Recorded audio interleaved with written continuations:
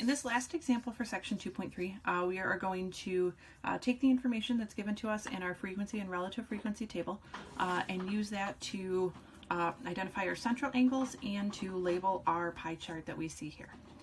So the following data represent the colors of 25 starbursts taken out of a large bag. Use the given information to calculate the central angles. Correctly label each piece of the given pie chart based on your calculations. All right, so to calculate central angles, a circle is a full 360 degrees. So if we're going to calculate the center angles, we're going to take the relative frequency and we're going to multiply it by 360 degrees. So for this first one, we're going to take 0.28 times 360 and we get 100.8 degrees. We're going to take 0.24 times 360 and we're going to get 86.4 degrees. We're going to take 0.16 times 360.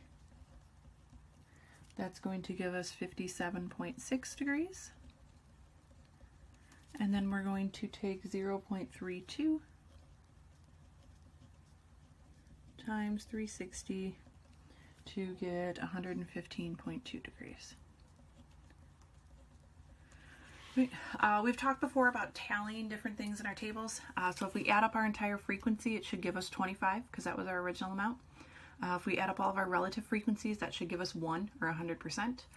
And if we add up all of these central angles, it should give us, even if we're not exact, if we're off a little bit by rounding, it should give us 360 degrees. So again, as you're working through these, there's a bunch of different ways to kind of double check your math and your arithmetic. Feel free to use those to help you out. All right, so when it comes to labeling our pie chart, generally I think the easiest thing to do is start by the largest and the smallest piece. Our smallest piece is the yellow piece, so that one's going to go down here. Our largest appears to be this one up here. That is going to be pink. That's our highest frequency, relative frequency, and central angle. Then looking at these other two, this one looks to be a little bit larger than that one. So this is going to be the red, and then we're going to have orange to finish this off. Okay. So feeling comfortable with your pie charts, being able to recognize different things, calculate different relative frequencies, identify central angles, things along those lines.